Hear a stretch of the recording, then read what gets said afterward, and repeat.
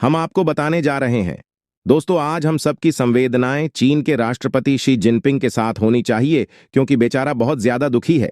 दुखी होने का कारण भी है।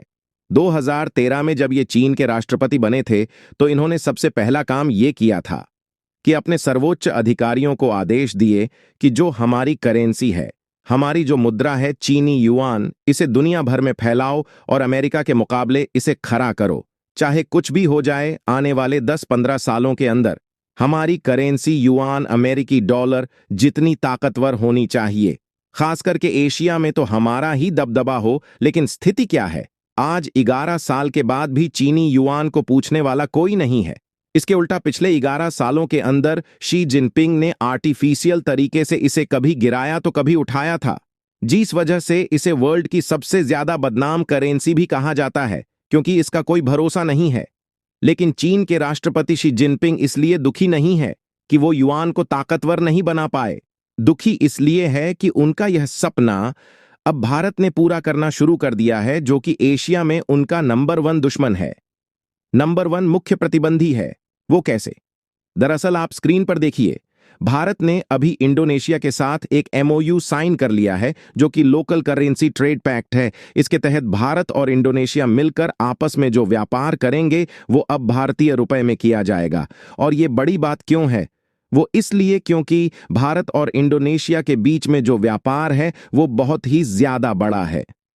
दोनों देशों ने अनुमान लगाया है कि आने वाले कुछ ही समय के अंदर दोनों देश भारतीय रुपए में जो व्यापार करेंगे, उसकी वैल्यू 3 लाख करोड़ रुपए होगी।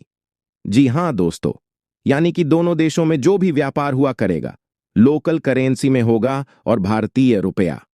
अब आपको इंडोनेशिया में भी चलता दिखेगा, तो ये बड़ी बात क्यों है? वो इसलिए क्योंकि इंडोनेशिया अब अकेला देश नहीं है जिसके साथ भारत रुपया में ट्रेड करेगा। शुरुआत हमने रूस के साथ करी थी, उसके बाद यूएई, फिर श्रीलंका, नेपाल, भूटान, और अब से 15 दिन पहले इराक ने भी भारत में रुपए में व्यापार करने के लिए अपना वस्त्रो अकाउंट खोल लिया है।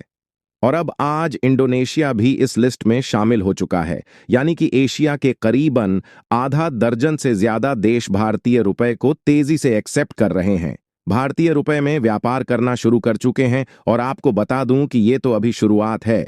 अभी और देश लाइन में है जो भारतीय रुपए को एक्सेप्ट करेंगे, जैसे कि फिलीपींस, मलेशिया का नाम आ रहा है, थाईलैंड, वियतनाम, कंबोडिया, ये सारे के सारे देश हैं जो भारतीय रुपये को एक्सेप्ट करने वाले हैं। इसके अलावा आधा दर्जन अरब देश है जो भारतीय रुपए में व्यापार करने को तैयार खड़े हैं। जल्द ही इनके साथ अग्रीमेंट साइन होगा। और इतना ही नहीं, भारतीय रुपए में तो व्यापार ये कर ही रहे हैं, साथ ही भारत का पेमेंट सिस्टम यानी कि यूपीआई और रुपए कार्ड, उसे भी एक्सेप्ट किया जा रहा है। जैसे कि हाल ही में श्रीलंका, नेपाल, यूएई, इन सभी देशों में रुपया और यूपीआई शुरू हो चुका है। इसके अलावा यूरोप में भी यूपीआई की एंट्री हो चुकी है, फ्रांस से। जी हां, जैसा कि आप जानते ही होंगे कि अब से कुछ ही दिन पहले फ्रांस के प्रमुख पर्यटन स्थल जो एफिल टावर है, वहां से हमने यूपीआई को लॉन्च किया और फ्रांस पहला देश बन चुका है जहां पर यूपीआई काम करना शुरू कर चुका है। और यही शी जिनपिंग के दुख का कारण है, क्योंकि अगर ऐसे ही चलता रहा तो वो दिन दूर नहीं जब भारतीय रुपया चीन की करेंसी युआन को बुरी तरीके से पछाड़ देगा और उससे कहीं ज्यादा ताकतवर बनकर दुनिया की वो करेंसी बनेगा जो अमेरिकी डॉलर को टक्कर देगा।